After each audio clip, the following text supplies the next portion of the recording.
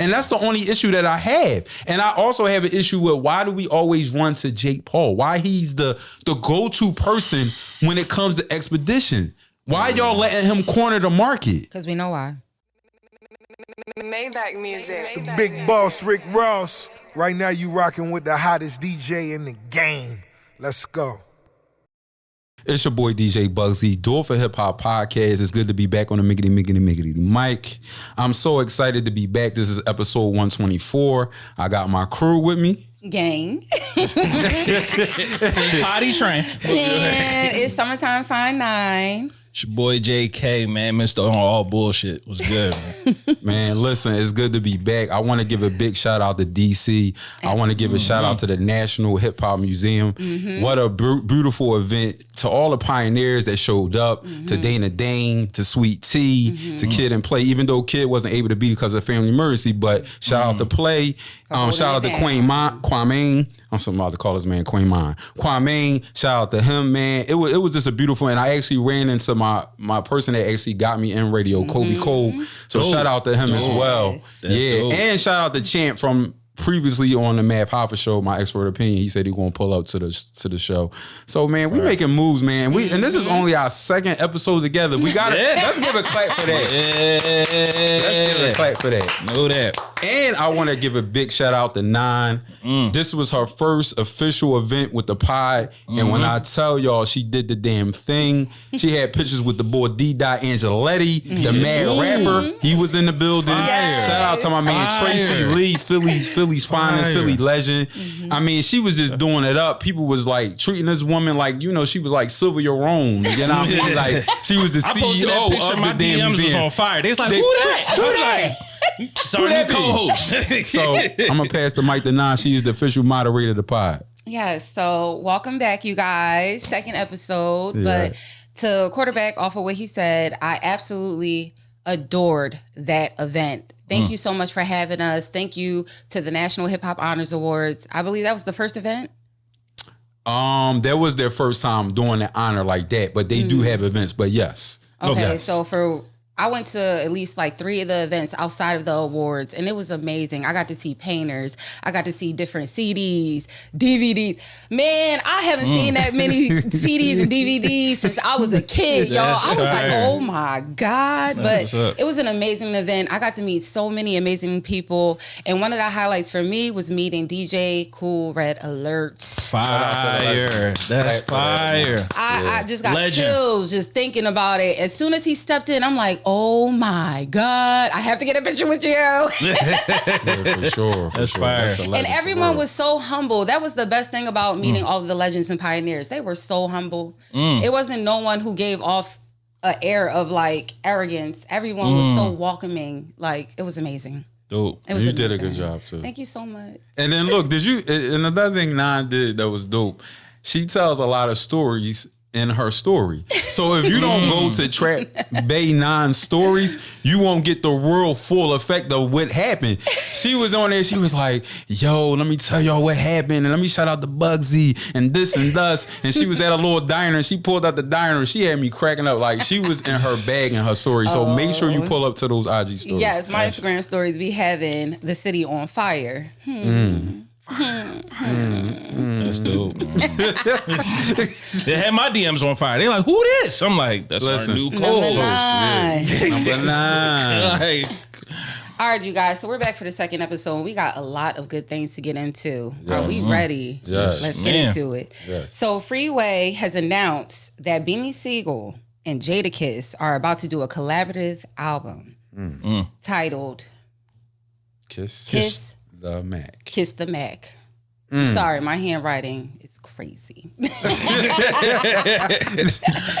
Listen, when they made that announcement, bro, the only thing I kept thinking about was the back in the day shit when they was battling. When the Lots came to Powerhouse and they was throwing shit on the stage and they was trying to get them the fuck out of here. Like, bro. Yo, I heard so many stories about that. I was real young, so I never got to go to any of the powerhouses. Fucked up. But that's what I'm saying. So when you hear about Kiss, you just remember at the time it was just the audio. Remember all you heard was the back and forth, it's just the audio. But you just want to be an ant in the building that time. But yeah, I thought about the there. same thing. They came home that night talking about it. I was still up. That's crazy. But no, that's fire. But yeah, I was super excited, and the thing that kind of like blew my mind is when Freeway said he's going to be the executive producer, and I think this is his first time ever doing that. The one thing that I hope for that when they do it, they reach out to Just Blaze. Got to. They reached out to Bank from VA. Like the producers that were crushing it during the Rockefeller era. Can you please get those guys to make those beats for this project? I'm praying, hoping that happens. Blaze? Just Blaze? Shout out to my guy. We need that, like that sound. That's a good synopsis on that because we need that sound. But I got a little caveat though. Oh boy. Here he goes. I love this is what I'm saying. I'm sorry though. I love the idea, but me personally, I would rather hear a Beans and a Styles album. What? Why? Do you hear when they go back and forth, bro? You're saying complimentary. They're complimentary. Thank you. Okay. They compliment each other so Styles well. and who to have an album? Styles and Mac. Tell me that wouldn't be more fire. I prefer though. Kiss. I love Kiss though. Don't get me wrong. But what's the thing I'm gonna say to what you saying is what I would say is that I think that Styles and Mac is more grittier than Kiss by himself, because Kiss can give you something for the ladies. He can give you the grit. He can go in different lanes. Styles pretty much stays gritty. Not unless he's doing something for the bag. When he did the Mariah Carey Honey, you know what I'm saying? Right. But other than that, when it's just him, he stays pretty gritty. Yeah. Not unless he got somebody R&B jumping on the track. Yeah, he can get versatile when he want, but I love the idea, but I'm just saying I think Styles. I'm gonna take it a step further, my brother. What's up? I think something that's better than your idea is Mac and Brad, meaning Scarface and Beanie Sigel. Because let's not forget about my brain just went like this. Let's not forget about the truth with Mac and Brad and what they did with that. Just imagine if you take that album, that one song, and make a whole album. Fire. What you think? Yeah, I'm excited for this. Yeah, Kiss the Mac. I want to hear it. I'm ready. Yeah, definitely. I'm ready. Yeah. So, for sure. Yeah. And we need to figure out, and we going to figure out, we going to put this in the air, in the universe. We need to figure out when that listening party is, and we need to be in absolutely. We're definitely going to be in the building. Yeah. We need the exclusives all day. So, yeah,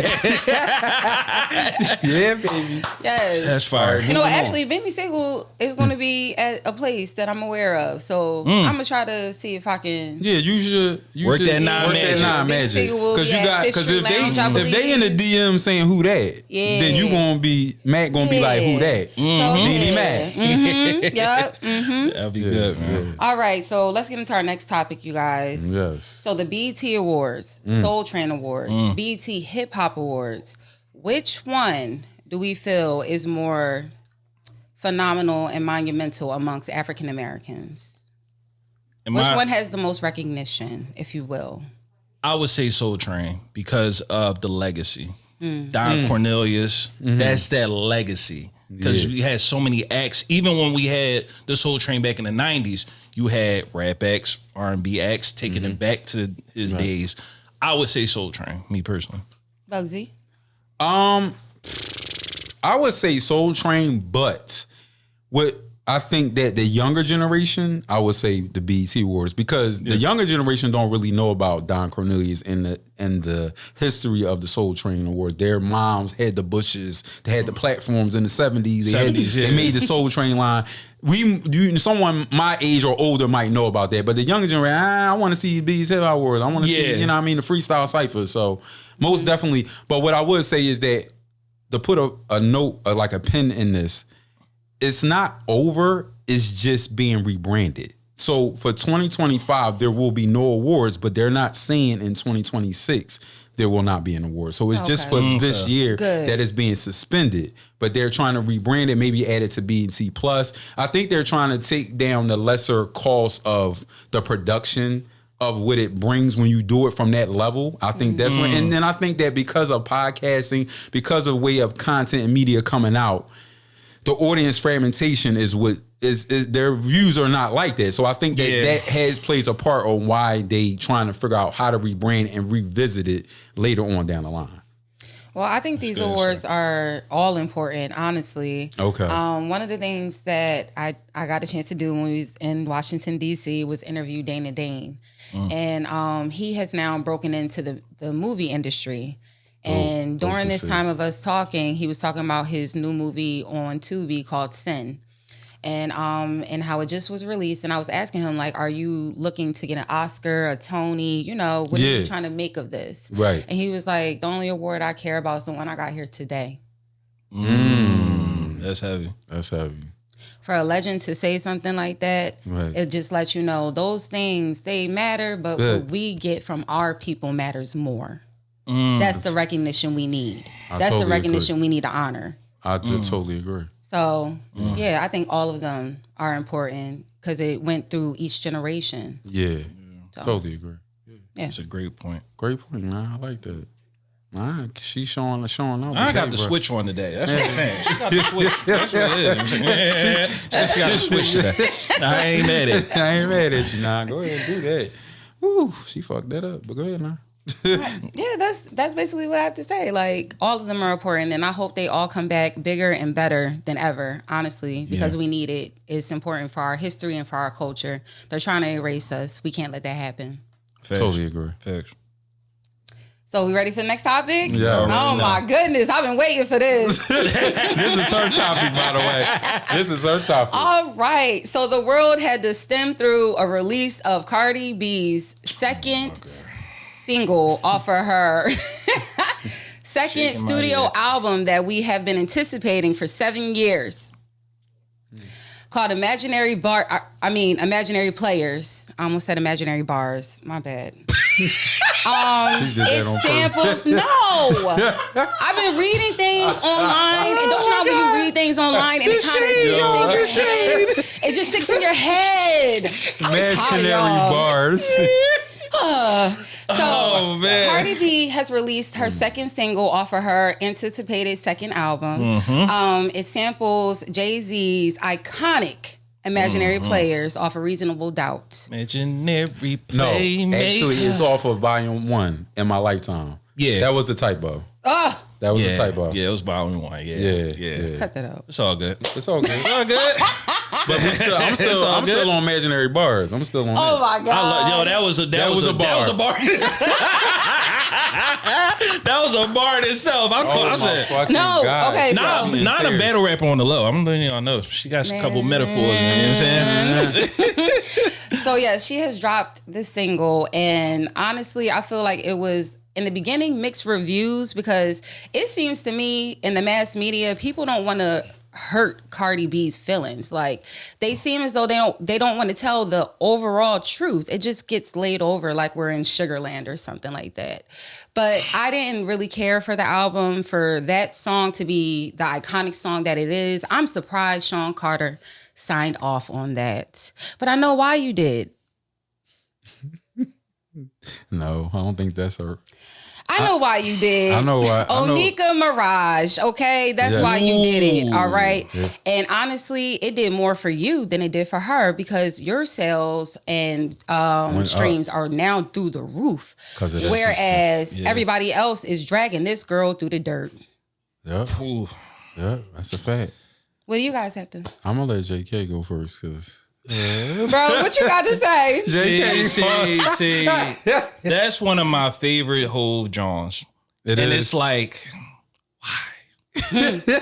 I know you want the publishing. I know you want the royalties. I know you want everything that comes with it. It keeps the music going, blah, blah, blah, blah, blah.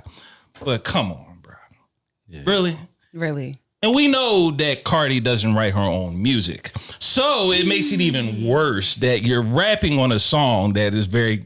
known for the bars. And it was like she was trying to catch the beat. Like she couldn't catch the beat. It was just evading her. She was running. The beat was way in front of her. She couldn't get the baton. It wasn't happening.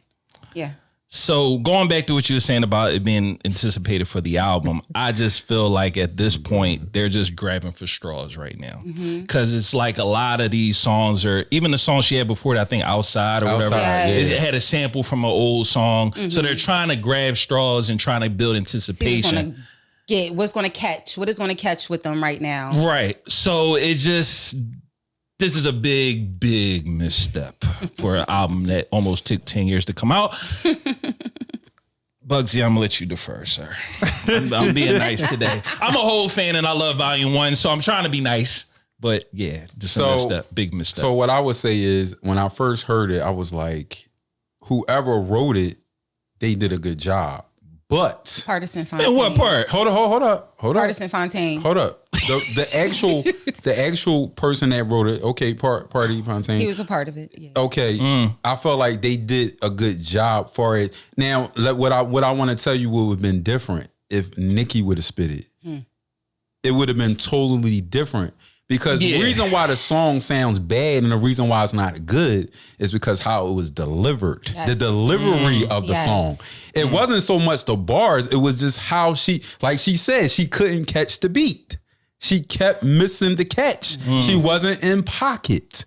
You feel what I'm saying? No, now, what I would say, the video, whoever made that video was fire. Yeah. Like the visuals for the video, for the song itself, was dope as fuck. Now, the thing that took me, and I put it in the chat for y'all, she went on Twitter and Spaces and talked about how she isolated herself because she couldn't deal with the comments. This has been an ongoing thing with Cardi B where she can't take the heat of the hate. Yes. Since her entire career, she worries about comments. Go look at her interviews. They always talking about me. They don't want me to win. And I'm like, sis, this is hip hop. Like, if you can't deal with the heat, get out the kitchen. Because they're going to bother you and they're going to fuck with you even when you're hot. They fuck with Meek and he's hot. They fucking with Drake and he's been hot. Yeah. So imagine if you ain't hot like that and you don't write around, you're going to catch hell. You're going to catch hell. So, yeah. That's how I feel about that. She needs to learn how to take criticism, and also her team needs to work on artist development. That's the main issue with these new artists and their labels. There is no artist development. AD got and they should have never got rid of artist development. Okay, at all. It's important. Like, it's so important to see these artists have to go through these things that are needed in order to be an artist. You just, oh God. They're trying to find a niche and it's not working right now. Yeah, back to the drawing board. Atlanta Records need to go back to the drawing board. Back to the drawing board. And she's always going to have great visuals. That's what she always does. It's the elusive way to cover up the non-talent. We get so engaged with the nice videos and the colors and the dancing and the yeah. But at the end of the day, is it raw talent or are we just being tricked? I like that. Oof. That was good. That was good. I just don't know anymore, you know? Yeah. I agree. I agree. All right, guys. So, with us talking about Cardi, we all know who Cardi is with. She's with Stefan, and that's been heavy in the major media news outlets right now. Yes. Why is it that artists are so forthcoming with relationships on social media? Whereas back in the day, that was something that was not to be really engaged about. People were quiet about that. We wouldn't really hear things unless it got snuck out the camp or something, you know? But now, that's all they care about. That's all their careers are now being focused about, is who they are sleeping with for the time. That's the finite part, for the time. And the reason is because I feel like you got these blogs. A lot of these relationships are blog relationships. Engagement. I say this all the time. With this, what's the dude? Klay Thompson and Meg Thee Stallion. All these is just, bro, I watched something the other day and they was talking about, this was back in the early 2000s where labels were trying to get people together just to act like they were together. Absolutely. Just to sell a record. So now that you have social media that's going to broadcast this, the Shade Room, Baller Alert, they're just doing it for the blogs. And like you said, there's no artist development. So all they're going to do now is basically just try to get you into the algorithm. Oh, what you call it, made spaghetti and whatever the hell that was. And Clay, you shouldn't have ate that spaghetti. Yeah. Oh my! As a woman, I'm telling you, you shouldn't have ate RD on you, man. Spaghetti. But yeah, when you see you at the wedding, brother. Yeah, now I got the switch today. I'm trying to tell you, she got the switch. But yeah, a lot of it is just for the clickbait, all of that, and that's what it is. I can't even get past that. See you at the wedding. But yeah, that's pretty much what it is now. No artist development, like you said, and it's just all social media. So yeah. Yes. Before I make my comment about this shit, man, let me tell you something. I'm sitting here thinking, can you imagine a fucking Megan and fucking Klay Thompson wedding where you got Draymond Green and Curry and company being the best man? Draymond would bid the shit out of that whole entire wedding. Oh my God, bro. Can you imagine when them niggas get drunk, what's going to happen, bro? Oh man. Can we get an invite? You know, we can cover it. Oh yeah, I would definitely cover that. Because I'm calling it now. You heard it here first, so we better get our invite. Oh shit! Clay got that prenup too. My thought process is like we said in the last episode with the billionaire. It's money. like, bro, what money? Her. She got money. Who? More than Clay? Not more than Clay. Oh, all right. That's why I said my man need to get that prenup first. It don't matter. Yeah. Anybody who has money or any type of backing behind them financially, when you're going into a marriage, I absolutely agree you should get a prenup. Yes, I do. People are not the same going into a marriage as when you are leaving them. A divorce turns a person to a whole different person. That's facts. I love it. Yeah, so let's solidify in black and white. That's a little. Solidify in black and white. I gotta give you your pound for that because it's coming from a woman. That's a rare breed, bruh. But to what I was about to say, man, I said this on the last episode. I don't understand why people are fascinated with letting strangers know about their personal life. It's like, hey, today I poured a syrup on a pancake. Hey, today I flew to Paris. like, no, bro. Yeah. No, keep your pancakes and your syrup to yourself. Right. Keep your Paris trip to yourself. Like, I don't look. And I don't even, me personally, I never was the type that always broadcast a chick. Even if I'm with you, dating you, you're going to get an arm. You're going to get a leg. You're going to get a toe. Mm-hmm. You're not going to get her face. You're not going to get the butt, the tatas. You ain't getting it, bro. Because the moment you see the tatas, you're going to be trying to slide to the DMs and I'm going to be sliding to your DM like, nigga, what you doing? So it's like, bro, like, no, you got to keep shit to yourself. And when people don't know shit about you, they can't use it against you. Absolutely. Facts. When they know about you, they can air you the fuck out. Yep. Mm-hmm. That's why what happened to 8 Mile. But you see, he reversed it. He talked about himself. So you couldn't air him out. Right. So yeah, that's my thoughts on that. If you love him, keep it private. Yeah. The evil eye is real. Keep it all private. Yes. Everything. Your kids, your car, your love, everything. You don't want to end up on the T app. But yeah. I seen some of y'all on there, but I'm on my business. All right? I mind's my business. All right. So guys, our good brother, Quilly, was on Stay Cheese for an interview. Oh my God. Quilly. Quilly, man. What is up with this guy? He is crazy. Rare breed. What? Rare breed. Yo, them clips, bro.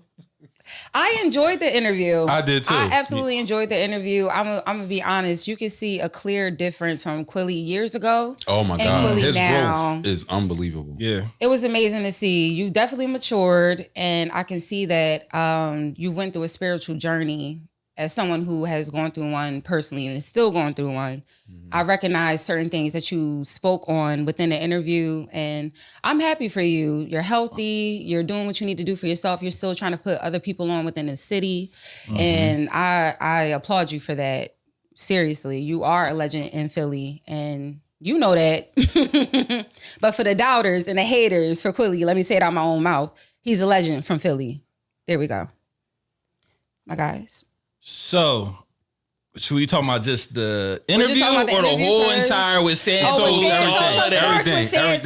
Everything. No, I like the interview. Like, I've been watching Quilly interviews for like probably past year or so. And like you said, he does have a lot of growth. It's good to see him off drugs because a lot of his stuff that was meme wise and stuff, we was talking about the bad stuff, then we were talking about his actual music, which is sad because he actually has great mixtapes, songs, things of that nature.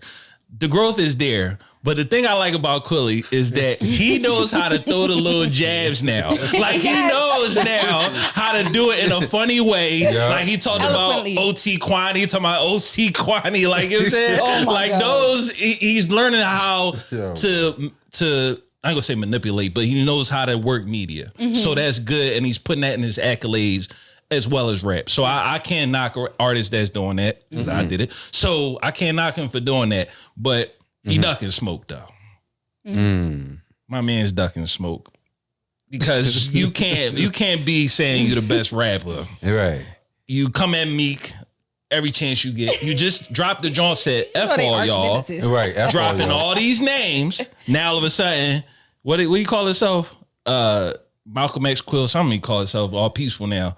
Nah, bruh. This is what I'm saying. If he didn't drop F all y'all, what about a couple months ago? Then I'd be like, all right, Quilly on his chill. He trying to not get into no beef. But you can't drop F all y'all and then you want to bid on the podcast. We need the smoke, brother. We need the bars. Cause my man, I'm sorry, he 2-0 right now. JK said, "Come out and play." Ting, ting, ting. But yeah, I need that Quilly from 05 that was spitting on headshots coming to everybody. That's the Quilly I need right now.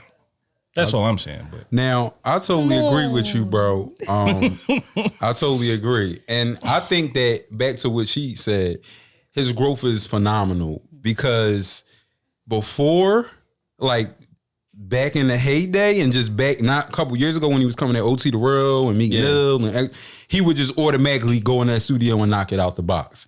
But now it seems like he goes to himself in his man cave and thinks shit out thoroughly before he jumps out the window. Definitely. That's a good thing. Yeah. He's also talked about how he's married, how his wife settles him and makes him feel this and feel that, how she's loyal to him, and he never had that before. Before that, he had got shot in North Philly. He took a beat. You know what I mean? It was a lot of shit that was happening, but sometimes when you meet a queen, she can bring you back 1,000% where you need to be as opposed to where you want to be. And that's what I learned from that interview. He's matured on another level. The one thing that was funny that took me out is when he said smoking to the green line with a Newport. That was funny. Then when he said that, he said my man cheek line. I said, oh man. And then he said a 7.5 with a pill, and I'm like, nigga, you must mean they must have cut that because perks don't come 7.5. You know what I'm saying? So it just was this dude. One thing I can say about him, he is a funny rapper. Yeah, he got to be a top 3 funny rapper of Philly ever in my book, without a question. So that's why he's great at doing potting because he's going to take his personality and turn off the rapper. Yeah. And then when he leaves the pod, he's going to turn the rapper back on. Yeah. So yeah, it's dope to see, man. Very dope. But he is ducking the smoke. But but what I would say, what I would say, I understand his feelings about why he won't rap against Santos. Because the thing is, I don't believe Santos is like cannabis. Even though he go, like he said, I don't believe Santos. I believe Santos he has songs where he's not rapping like that. Yeah. So it's like he can go in different lanes. So, but a thing is too, it's like cannabis was dope. Like, even though he coming at cannabis and saying, but the one thing I didn't like what Quilly said, he said something about Curtis One and Joel Santana, like saying like them niggas. I'm like, bro, first of all, you ain't saying Curtis One and your damn so ain't saying Joel Santana. Yeah. So when he brought those names, I thought they was the wrong names to bring up. Cannabis, like, all right, I get it. But those 2 other names, nah, bro, wrong names to bring up. But that's it. I agree. So we'll see where that goes. 'Cause Yeah, I don't man. think it's going to stop no time soon. soon. No, At all. We're going to see something tomorrow. Yeah. Santos, I think he just did an interview and he was talking about it. So Yeah. Yeah, it's going to It's continue. gonna continue to go. But I do want to stamp on how he said he wants to bring all the Philly rappers together and have it be like how it was back in the day when they had the big tours, the hip hop tours with the Rough Riders, Rockefeller, Method Man, Redman, all of them. Like, I would love that. I would love that. Me and too. it would be amazing to see if you could actually get that done. Godspeed. Yeah. yeah. All right. So now let's get into Aubrey Graham.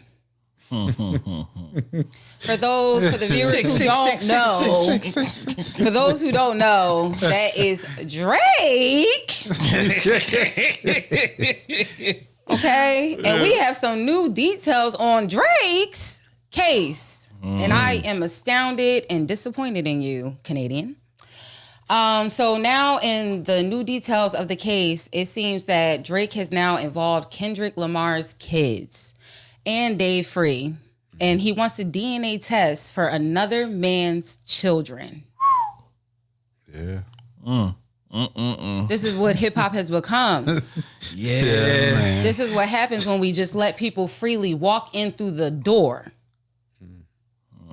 And now we're in court. My guys, what do you have to say? Go first. So this lawsuit to me, remember when we spoke on this, we thought it was going to be an expose of the industry. Right. But now it's turning a little too much on the petty side now.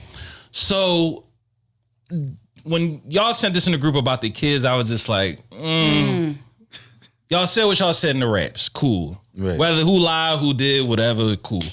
But when you start to deep dive, what is this about? Is it about the money? Because remember, we said it was all about the money. Right. But now it's just like, is it more of an expose? You keep talking about Lucian Grange, but now you're involving the kids now. So it's kind of like, where are we going with this? Where's the navigation? Like, where are we? Like, is it going? Are you trying to get a $600 million contract? Or are you trying to force them?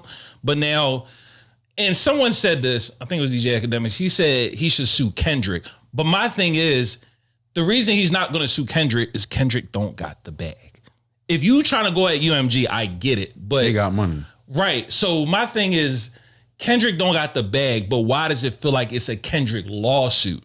Because like you said, the kids, they free. All of this is just not making sense. And the thing is, you won't get Drake to get on a public platform to talk about this, to say why he's doing what he's doing. Well, hopefully he says something in that interview with Bobby, because you know they just dropped the clip. But I don't think they're gonna say nothing. It's more of a, I feel like it's gonna be a part 2 of what they did before, just that funny shit. You get what I'm saying? So I don't think you're gonna get an in-depth interview, bro. I me personally. Cause Bobby Althoff, she's not a part of the culture. You know what I'm saying? Yeah. They was trying to get her the fuck out of here for the first joint that they did, remember? Yeah, when the she Offset. And Yachty. Oh, right. you talking about Bobby the white girl? Yeah. Yeah. Yes. He doing another interview with her? Yes. 'Cause remember, they had an interview, the first interview, it went like, it had like 2 million views, and then Yeah. the next day it had to get deleted, or within 2 days of it dropping. I think 'Cause Drake, Drake made it get deleted. So Yeah. now he's doing another one? Yes. You're backpedaling? So, but a lot of people feel like it's because they either got a joint venture and it's for the bread. But that's what I'm saying, Bugsy. I don't think they're gonna have any. It's not gonna be about the beef. It's not. It's just gonna be some funny type shit, in my opinion. But it's just, where is this lawsuit going? That's my main thing, for real. Well, my thing is, I don't agree with the kids. I don't agree with the Day Free. That's none of your business. If it is Day Free kids, it's his kids. I don't believe it's his kids. I believe that's Kendrick's kids. Same here. But the business part of it, the Lucian Grain part of it, the fact that they own his masters part of it. And I want to get to this, and this is my theory, and I'm not a theorist or Nostradamus or none of that type shit. But I do believe, when I think about Lil Wayne and Drake's relationship, I think this is their falling out, because Lil Wayne sold some of his masters to Universal. Birdman owns still some of them, but he sold some of them to the part that he could sell to Universal. Okay. But that happened after Lil Wayne got out of prison and he found out Drake fucked his girl. So yes. So I'm thinking about all that. I'm thinking about like Drake wasn't loyal. So Lil Wayne like, I ain't loyal. Nigga, you want your masters? Go do Lucian Green and get your masters. So I think that this was a domino effect of all of that. That's why I said, yo, y'all crazy. Yo, I never really broke it down that, wow. Yeah. So I think all this is a domino effect because he sold his masters to Universal for $100 million. And remember, that was during the time when Lil Wayne was struggling with the taxes and Jay-Z came to help him and he was trying to get out the deal with Birdman. So that was his other way of getting out of that deal. You see what I'm saying? So I think that's why you don't really ever see Drake and Lil Wayne together. Even though they claim he throw him up, that's my bro and that. But when do you ever see them together? Think about it. They don't. Yeah. You might see Nicki and Lil Wayne, but you never see Drake and Wayne together. So you feel like he kind of backdoored him? Yeah, I do. And I think now he's fighting that fight. I think he wants his masters. I think that this is a Michael Jackson Sony thing. I think it's bigger than hip hop. I think it's bigger than Kendrick. I think it's something that was going on way before now. Because if you listen to some of Drake's music prior to this battle, he's talking about how he wants to get up under Universal, how he don't want to be, how he wants to do his own thing. But you got to get the masters back. Yeah, and I don't know how this Iceman gonna play out because at the end of the day, they still got you by the balls. Yeah. So you can talk about Kendrick all you want, you can do your rollout all you want. Lucian Green got you, bruh. And until you get out of that, you're fucked. You're screwed. And that's why I think all this is happening the way it's playing out. I mean, think about it. When he won those $5 grand, Lucian Green did a pound to Dr. Dre. Like, where the fuck is Dr. Dre coming from? Why are you pounding Lucian Green? Why Kendrick is in the middle like a little nigga? Just I know what's going on, nigga. Like, what the fuck is that about? So it's just you gotta read between the lines, bro. Oh, and another thing about that Tupac. I love how he did that. I love how he bopped with that pendant, that chain. I said, Drake, brother, you's a smooth nigga. You smooth, brother. But another thing I want to say, they're mad at Drake for being who he is and saying he not hip hop like Glasses Malone. But what do black people always say? I gotta get a Jew lawyer. Well, he's a Jew. He's taking you to fuck the court. He's doing what Jews do. He's doing what Jews do. That's facts though. What do black people? I gotta get a Jew lawyer. I'm gonna lose the case. Yeah. So he's doing what he's doing. That's facts. He going to the bar mitzvah like, this is what we do. Don't play about their money. So this is what we do. He's doing it the Jew way. Not knocking y'all. I don't want to be prejudiced. This is not nothing that y'all. I love y'all brothers, but I'm just keeping a spade a spade. That's what he's doing. Involving the kids is crazy. That was just taking it no, that's far a different to level. me. That was way too far level. to me. This is. I understand the background of it to a certain extent because again, this is all derived. Maybe if he would have filed this lawsuit before the beef, I would feel a little different. Right. But because you filed it after the beef and after you lost horribly, it's just like, It's an intersection, man. Yeah. And that's why the internet is so big on it. They like, you lost the battle. Why you can't just take your L, bro? Why you can't just take your L from K-Dot, bro? You gotta go to court. You a nut, bro. You ain't hip hop, bro. That's just what everybody's saying online. Public perception is always public perception. You can't beat it. The internet is undefeated. You're not going to beat the perception. That's why he's overseas doing this thing. Because I think overseas, they look at it totally different than we do in the United States. Yeah. I just want to add one thing. I think, and I agree about how with hip hop, how they look at things. But I was thinking about this the other day, and it was because of that Bobby Althoff thing, right? Yeah. I think Drake, at this point, he don't give a fuck about the public perception in the culture anymore. Because he probably feels like for the past almost 20 years, he been trying to be in that space, but they'll say, oh, he sing too much. He rap too much. Or he's a colonizer. Black. Right. So I think at this point, it's just pretty much, I'm going to go after my bag regardless of what the fuck y'all niggas is talking about. And he definitely ain't trying to rock with black media. The thing that I think was surprising to me, that why you won't do an interview with Maul or Act, because they are the only two cheerleaders that you had on your sideline when you was getting your ass spanked, allegedly. They the only two people. Everybody else like, he stole the sound, he did this. They was the only two and me and you. And you can add us to that, but yeah, Facts. we was the only two like giving you love, Yeah, showing you love. advocating for him and stuff. But now that is all over for me.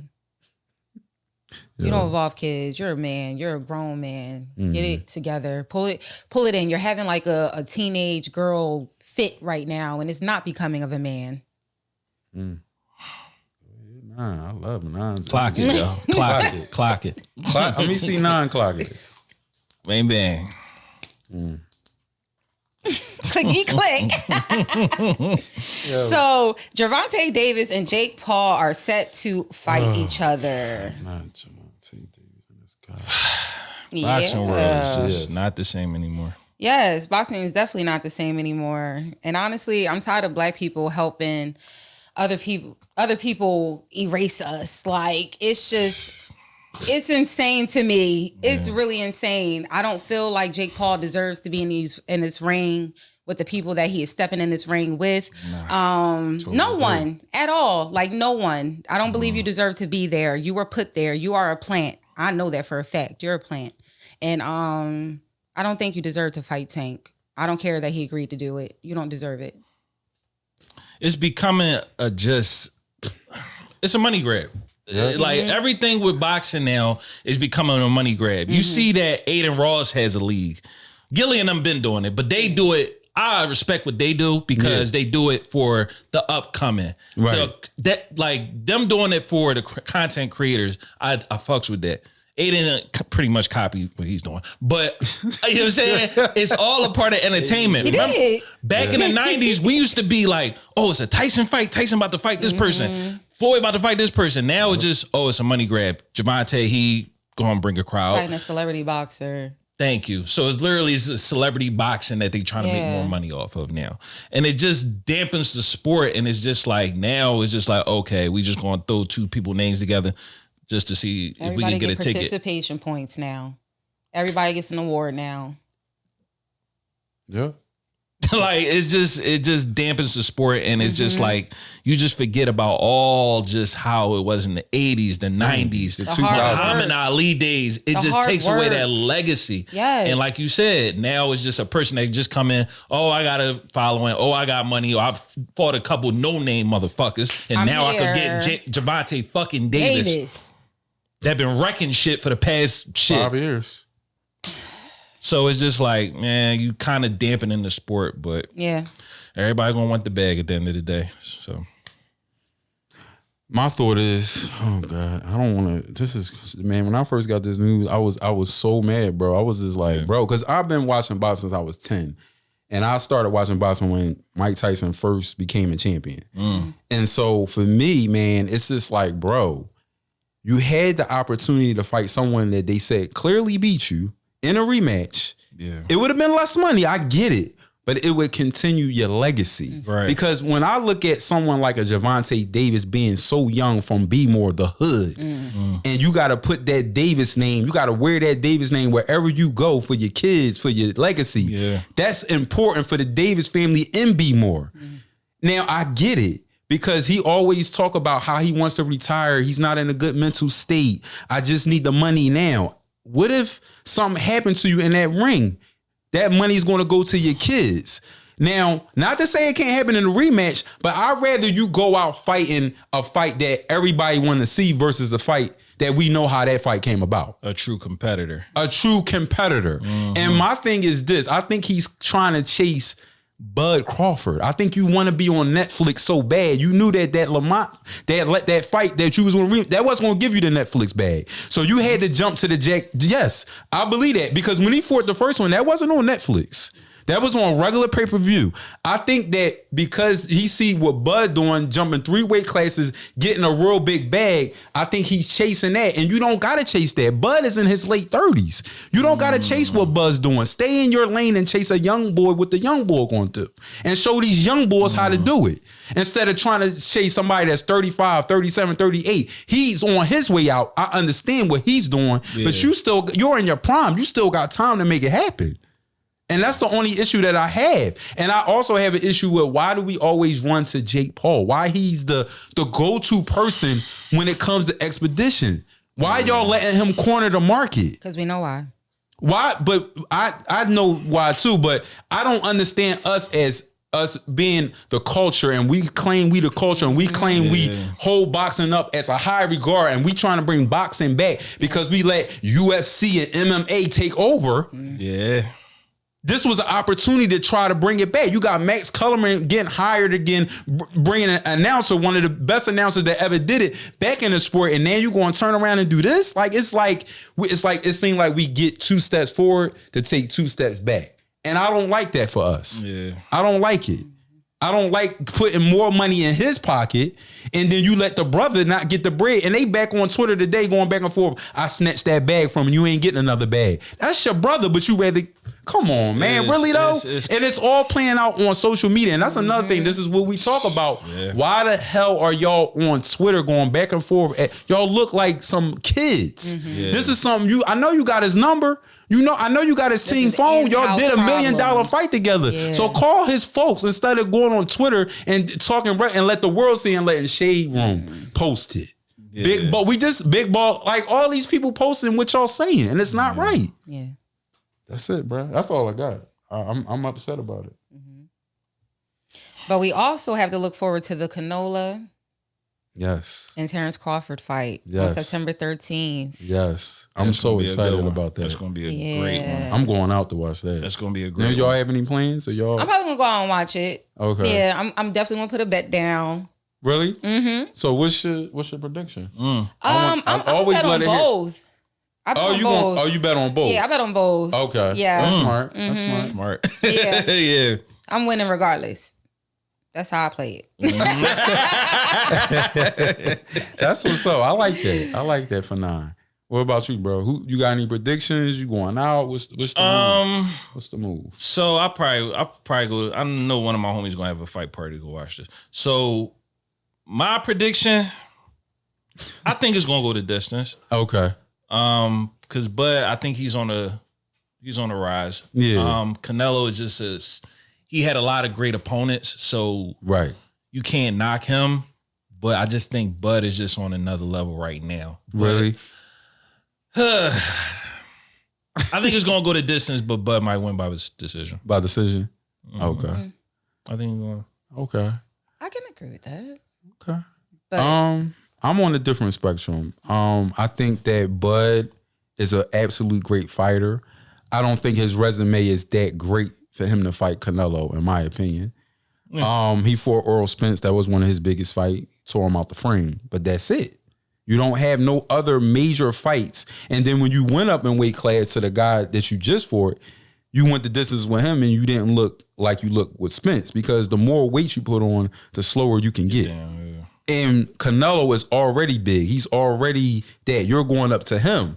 So it could get tricky. I think the only way that Bud can win is if he stays out the way. Like he do the Floyd shit. Pop shot, boom, boom, move out the way. Pop shot, boom, boom. Technically. Yeah. But if he just go toe to toe, I can't see him being Canelo. That's just my opinion. Canelo never been on the canvas and he never had a cut. So, and he got hit by Triple G, and you already know what Triple G used to do. So, yeah, that's my thoughts on that. If he get hit with one hard punch from Canelo, it's going to be over for Crawford, unfortunately. So he better stick and move. Just like Bugsy said, stick and move, my brother, just like Martin was. Do you hear me? Get in and get out, okay? Because if he gets you with that right arm, you're going down, and we don't want to see that. So stick and move. Mm-hmm. But, you know, another thing that's very interesting about this is the fact that Boots is over in Canelo's camp. Yeah, that picture. Camp. Yeah, that's dope. Yeah. Shout out to Boots from Philly, North Side. Philly, yeah. That's right. Now that messed me up. Now, yeah, that was crazy. The reason why that's good for Canelo, because Boots can mimic Crawford very well. He fights similar to Crawford, so I thought that was a great for his team. That was great for him. Yeah, that is fire. But everybody like he still ain't Crawford. I'm like, but Boots is undefeated, and Boots been calling out Crawford, and Crawford will not accept his challenge. Ooh. Yep. So I thought that was like the ops type shit. Like that's my ops. Yeah, I'm gonna train this nigga. I'm gonna get right. You don't want to fight me. You gonna fight me one way or another. Exactly. Exactly. I'm gonna get you. Great exposure. Great exposure. Yeah. Oh man. So I'm looking forward to both of those fights. I'm definitely gonna be betting on both of them. Big money, y'all. Big money. Really? So you do bet on sports? I do. I bet on sports. I get into it. Parlay Princess. Damn, what? I would never think that about you. That's fire. That's good. Really? Yes. Damn. She like on game because she said, put me on game. Yeah. She said Parlay Princess. She fucked me up with that one. Damn, that's crazy. Yes. All right, so we'll talk about that in a group message. We got to close this out with our folks. Yes. Yeah. Yes. Go ahead now. I'll let you go. Okay, I'll close out then. Yeah, for sure. Yeah. Oh, okay. Well, and then I'll say my piece, but I'll let you go first. All right, this is Summertime Fine 9 checking in with you for the I Do It for Hip Hop podcast. This is our second episode. It was wonderful to be in DC. It was wonderful to share it with you guys, and I can't wait to see y'all for the next episode. Y'all know how we do. Come back. It's your boy JK, man. JK Playway. Just check out the next one, man. That's all I was going to say. I ain't got too much to say to this. Just check out the next one, JK. Man. Just check out the next one, man. Well, you know, it's your boy DJ Bugsy. Make sure you follow us at Do It For Hip Hop Pod. Follow me, DJ Bugsy 215, and always remember, keep it hip hop. Peace. Know that.